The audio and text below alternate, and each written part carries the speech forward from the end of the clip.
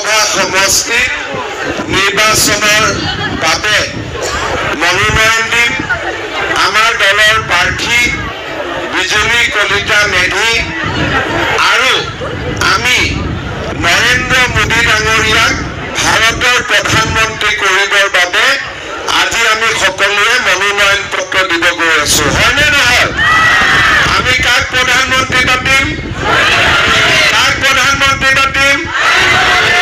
নৰেন্দ্ৰ মোদীক প্ৰধানমন্ত্ৰী পাতিবৰ কাৰণে আমি বিজুলী কলিতা মেধিক ভোট দিব লাগিব। হয়নে নহয়?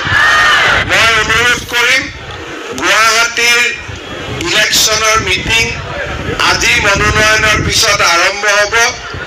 যিমান দূৰ পাৰোঁ প্ৰত্যেকটো সমষ্টিতে মই যাবৰ কাৰণে চেষ্টা কৰিম।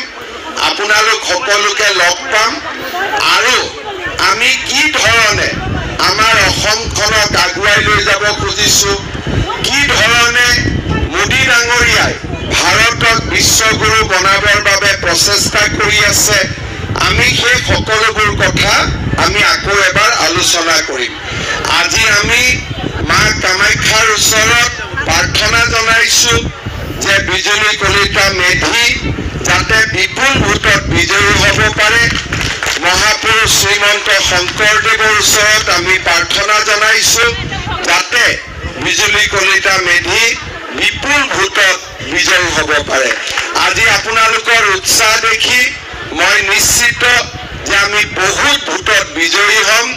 মই অসম গণ পৰিষদ দলক ধন্যবাদ জনাইছোঁ যে আজি তেখেতসকলে ওলাই আহি বিজেপি দলৰ প্ৰাৰ্থী বিজুলী কলিতা মেধিক সমৰ্থন জনাইছে। ইয়াৰ লগে লগে আমাৰ UPPL দল, ৰাভা যৌথ মঞ্চ, গণশক্তি এই সকলোবোৰ আঞ্চলিক দলে আমাক সমৰ্থন কৰিছে, যি আমাৰ বাবে শক্তি আৰু প্ৰেৰণাৰ উৎস। মই পুনৰবাৰ ময়ো গুৱাহাটী লোকসভা সমষ্টিৰ ভোটাৰ, ইয়াৰ এজন মই বিধায়ক।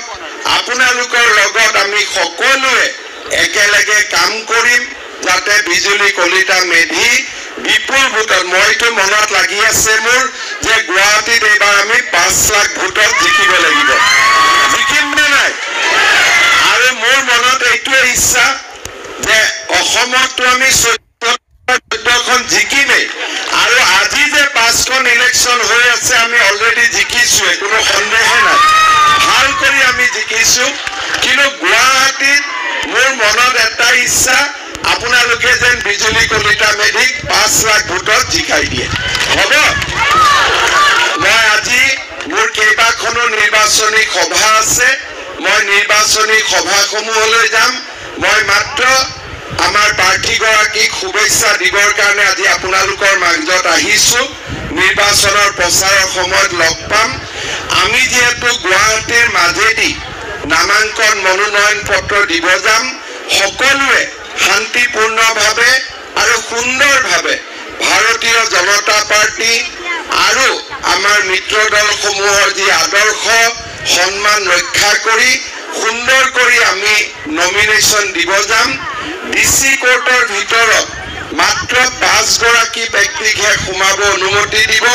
গতিকে যি 5 গৰাকীৰ নাম আছে তেওঁলোক সোমাব, বাকীসকলে বাহিৰত থিয় হৈ থাকি সকলোৱে নেদেখা জনৰ ওচৰত বিজুলী কলিতা মেধিৰ বিজয়ৰ বাবে